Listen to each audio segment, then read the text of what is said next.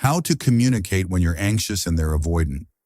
Have you ever felt like you're trying to talk to someone you love, but it's like they're on a completely different wavelength? Like you're speaking from your heart, desperately wanting connection, and they're pulling away, shutting down, or giving you silence. If that sounds familiar, you might be dealing with the classic anxious-avoidant dynamic, and it can feel like emotional torture. But here's the good news. Communication doesn't have to keep breaking down. There are ways to talk, connect, and even thrive together, if you learn how to navigate your nervous systems first. Let's start by naming what's really happening. If you're anxiously attached, you probably crave closeness, reassurance, and emotional availability. That doesn't make you needy, it makes you human. But when your partner is more avoidantly attached, closeness often triggers their inner alarm. Intimacy might make them feel unsafe, engulfed, or pressured. So when you try to get closer, text more, ask questions, want reassurance, they might withdraw. And you feel rejected, unimportant, abandoned. It's a painful cycle. And unless someone breaks the pattern, it just keeps repeating. So how do you talk through this without pushing them further away or abandoning yourself? First, you have to understand that their silence isn't always about you. I know it feels personal, it feels like punishment, but often, avoidant people aren't trying to hurt you. They're trying to protect themselves. They're overwhelmed by emotions they don't fully understand or know how to express. So instead of reaching out like you do, they go inward. They shut down. And here's the first key shift. If you're anxiously attached, you have to stop interpreting distance as rejection. It's not easy, but it's essential. Take a breath before reacting. Ask yourself, what else could be true here, besides the fear that I'm being abandoned?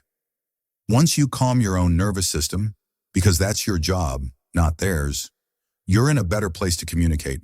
And when you do talk, do it with clarity and gentleness. Avoidant people respond better when they don't feel emotionally trapped.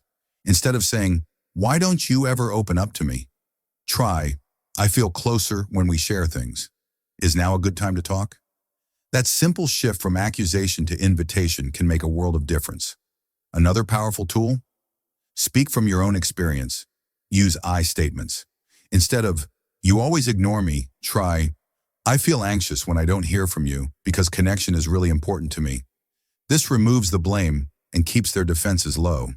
It also models emotional ownership, something avoidant partners may not have seen growing up. They often weren't taught how to handle emotional closeness, so the more calmly you express yourself, the safer the space becomes for them to do the same. But what about when they're really shutting down, silent, cold, or distant? This is where a lot of anxious partners panic. The urge to chase, text, or demand answers becomes overwhelming. But here's a hard truth. Chasing usually backfires. It confirms their fear that intimacy equals pressure. So instead, try regulated distance. That means stepping back without punishing or withdrawing love. You might say something like, I sense you need some space right now. I'll give you that, and I'd love to reconnect when you're ready. That's powerful. It shows emotional maturity and lets them come toward you instead of running from you. Here's something that might surprise you. Avoidant people do want connection. They just fear losing themselves in it.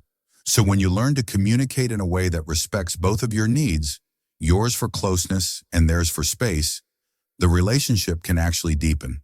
It starts to feel safer, less like a battlefield, more like a partnership.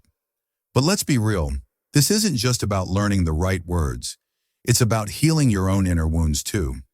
If you're anxiously attached, part of your healing is learning to self-soothe, to calm your body before the fear spirals out. You might journal, talk to a friend, or take a walk before sending that 4-paragraph text. You might remind yourself, I am worthy of love even if someone needs space. That's not just good communication, it's transformation. And for avoidant partners, the work is learning to stay present even when it feels uncomfortable, to stop seeing emotions as threats, and to realize that love doesn't have to cost your freedom. But here's the hard part. You can't do their healing for them. You can only do your own. And sometimes when you change how you show up, the entire dynamic starts to shift. Slowly, gently, but meaningfully. Another helpful approach is to schedule conversations, not ambush them in emotionally charged moments. Avoidants hate feeling cornered. So if something's bothering you, try saying, "There's something I'd love to talk about. When would be a good time for you?" This gives them a sense of control, which helps regulate their anxiety too. You're not avoiding the issue, you're just pacing it. And remember this, consistency builds trust. If you're always swinging between emotional overwhelm and icy silence, they never know what to expect. But if you start responding, not reacting, with steady, grounded communication, they feel safer over time. Avoidants are slow to open up, but they can when the environment feels non-threatening. Also, know when to pause. Not every conflict needs to be solved in one conversation. Sometimes the best thing you can say is, "Let's take a break and come back to this later when we've both had space to think." That's not avoidance, that's wisdom. But let's not sugarcoat things. Some avoidant partners won't meet you halfway. And if you find yourself doing all the emotional labor, constantly explaining your needs while they shut down again and again, it might be time to ask yourself, is this relationship helping me grow, or is it keeping me small? Communication should be a bridge, not a battlefield. You deserve to be met with effort, not just excuses. In the end, the goal isn't to fix your partner. It's to understand yourself so deeply that you can communicate with clarity, confidence, and compassion. Whether they rise to meet you or not, you'll be showing up in the relationship from your most grounded self. And that changes everything. So if you're anxiously attached and they're avoidant, your task isn't to become less emotional or more distant.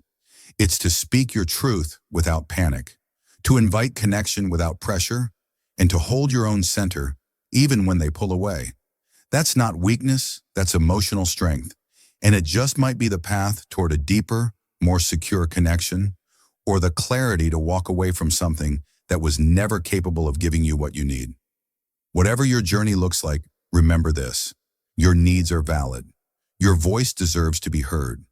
And the way you love, deeply, fully, with your whole heart, is not a flaw. It's a gift. Don't shrink it. Learn how to channel it wisely. And watch what happens when communication stops being a war zone and starts becoming a doorway to healing. If this video helped you understand the anxious-avoidant dynamic a little better, don't forget to give it a thumbs up. It really helps the channel grow. And if you've ever felt stuck trying to communicate with someone who pulls away, drop a comment below and share your experience. You're not alone, and your story might help someone else feel seen. For more videos on emotional connection, healing attachment wounds, and building healthier relationships, make sure you hit that subscribe button and turn on the notification bell.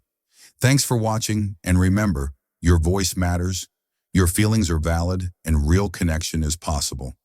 Take care of your heart, and I'll see you in the next one.